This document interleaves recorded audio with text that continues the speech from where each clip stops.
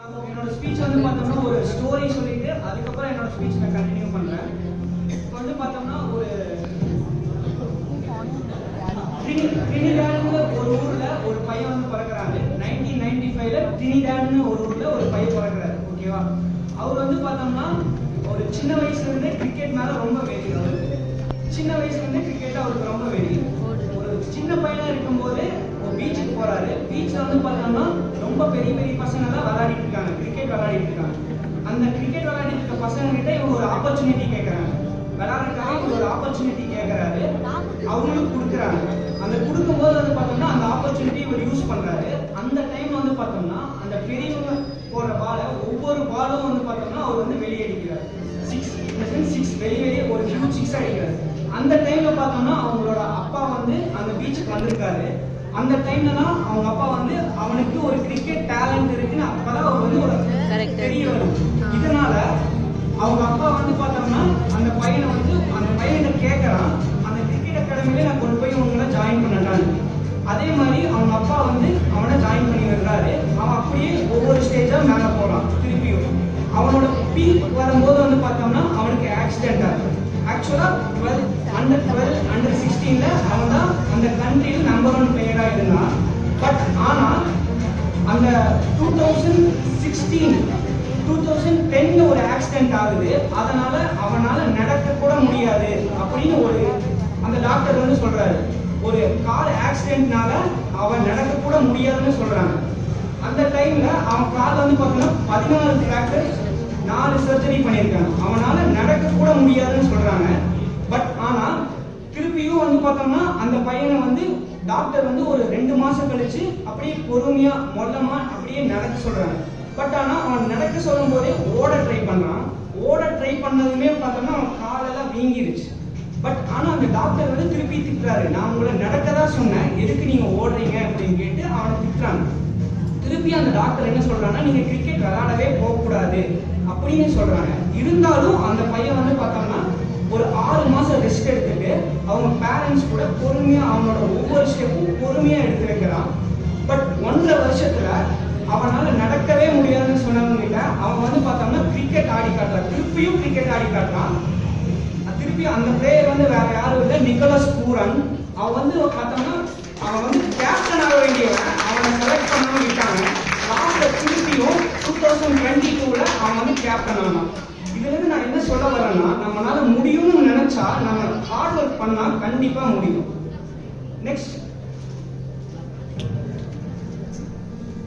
Next வந்து இப்போ வந்து ஃபர்ஸ்ட் இயர் செகண்ட் இயர்ஸ்க்காக கொஞ்சம் பேசுறேன். வந்து பார்த்தோம்னா நீங்க வந்து இப்பதான் வந்து காலேஜ்குள்ள வந்திருக்கீங்க. உங்களுக்கு வந்து பார்த்தோம்னா டைம் வந்து நீங்க வந்து இப்ப இருந்தே நீங்க வந்து என்னென்னலாம் பண்ணலாம் அப்படின்னு நீங்க இப்ப இருந்தே நீங்க ஸ்டார்ட் பண்ணீங்கன்னா நீங்க தேர்ட் இயர் போறதுக்குள்ள சப்போஸ் தேர்ட் இயர் முடிக்கிறதுக்குள்ளயாச்சும் உங்களால நீங்க நினைச்சத ஒரு ஃபுல்லா முடிக்க முடியலனாலும் ஒரு ஹாஃப் ஹார்ஸ் உங்களால முடிக்க முடியும். அதுக்காக இப்ப இருந்தே நீங்க வந்து பார்த்தோம்னா கொஞ்சம் ஹார்ட் ஒர்க் பண்ணுங்க. கன்சிஸ்டன்ஸா ஒரு 1 hour 2 hour. இப்போ ஃபார் எக்ஸாம்பிள் நீங்க வந்து ஏதாச்சும் எக்ஸாமுக்கு ப்ரிப்பேர் பண்றீங்கன்னா இப்பவே ஒரு 1 hour 2 hour டெய்லி கன்சிஸ்டன்டா படிங்க. ஒரே நாள்ல எதையும் படிச்சு முடிச்சிட முடியாது. கன்சிஸ்டன்டா ஒரு 1 hour 2 hour டெய்லி கன்சிஸ்டன்டா படிங்க, கண்டிப்பா முடியும்.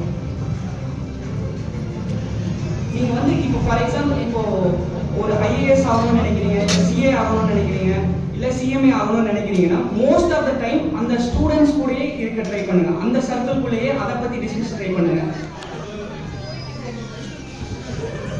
அதுக்கப்புறம் வந்து பார்த்தோம்னா அந்த ஃபேமிலியோட சுச்சுவேஷன் என்னன்னு புரிஞ்சு அதுக்கேற்ற மாதிரி நடந்துக்கோங்க. மெயினா இதோட நான் சொல்ல விரும்புறேன், அந்த ஃபேமிலியோட சுச்சுவேஷன் என்ன அப்படின்னு மெயினா புரிஞ்சுட்டு நடந்துட்டு பாருங்க. அதை பிடிக்காம மெயினா இது ஒன்று பார்த்துக்கோங்க. அதுக்கப்புறம் பார்த்தோம்னா இப்போ ஃபார் எக்ஸாம்பிள் நீங்க வந்து ஒரு இதுக்கு போறீங்கன்னா ஒரு ட்ரை பண்ணுங்க, பயந்துட்டு வீட்டுக்கு வந்துடுறாங்க. ஃபார் எக்ஸாம்பிள் என்னோட இது எடுத்துக்கணும்னு பார்த்தோம்னா நான் சிஏ ஃபவுண்டேஷன் பண்ண போனேன். 2 நாளைக்கு முன்னாடி வந்து பார்த்தோம்னா என்னால எக்ஸாம் எழுத முடியாது, நான் சொல்லி அழுகிறேன். எங்க வீட்டில் அழுகிறேன், நான் எழுத மாட்டேன்னு சொன்னேன். எங்க அப்பா சொன்னாரு 0 மார்க் எடுத்தாலும் பரவாயில்ல, சும்மா போய் அட்டன் பண்ணிடுவான்னு சொன்னார். பை சான்ஸ் நான் சும்மா போய் எங்க அப்பா சொன்ன ஒரே வார்த்தைனால தான் போனேன், எழுதுனேன், பாஸ் ஆனேன். ட்ரை பண்ணலாம், முடியும். ட்ரை பண்ண முடியாது எதுவும் இல்லை. அதுக்கப்புறம் வந்து பார்த்தோம்னா இப்போ ஃபர்ஸ்ட் இயர் செகண்ட் இயர்ஸ்லாம் வந்து பார்த்தீங்கன்னா இப்போதான் நீங்க வந்திருக்கீங்க.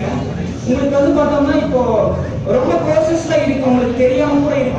ஃபார் எக்ஸாம்பிள் நீங்க வந்து பார்த்தீங்கன்னா இப்பவே நீங்க ப்ரொஃபஷனல் கோர்ஸ் ஸ்டார்ட் பண்ணலாம். இல்லை வந்து ப்ரொஃபஷனல் கோர்ஸ்ல சிஏ, சிஎம்ஏ, சிஎஸ், யூஎஸ்சிஎம்ஏ, யூஎஸ்சிஎஸ் இந்த மாதிரிலாம் இருக்கு. அதுக்கப்புறம் வந்து பார்த்தோம்னா இல்லை எம்பிஏ அந்த மாதிரி பண்ணோம்னா கேப், மேட், டான்செட் இந்த மாதிரிலாம் இருக்கு. இல்லை கவர்மெண்ட் ஜாப் போனோம்னா குரூப் டிஎன்பிசி, யூபிசி இந்த மாதிரி இருக்கு. மெயினா நான் என்ன சொல்றேன்னா ஒரு ஆவரேஜ் ஸ்டூடெண்டா இருக்கிறீங்கன்னா இந்த குரூப் 4க்கு ப்ரிப்பேர் பண்ணுங்க. டெய்லி 1 hour 2 hour ப்ரிப்பேர் பண்ணா கண்டிப்பா முடியும். நம்மளால முடியும்னா யாரால முடியும்? கண்டிப்பா நம்மளால முடியும். ஒரு 2 மணி நேரம் படிக்க முடியாது, எவ்வளவு நேரம் ஒரு 2 மணி நேரம் நம்மளால படிக்க முடியாது. நம்மளால நினைச்சா என்ன வேணா முடியும்.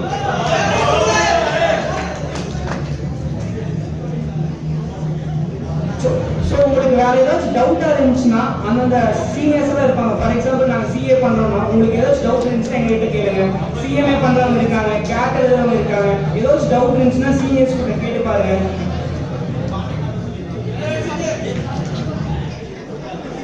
ஸோ ஃபைனலாக வந்து பார்த்தோம்னா நான் ஒரு கோட் சொல்லி இந்த ஸ்பீச் நான் முடிச்சுக்கிறேன்.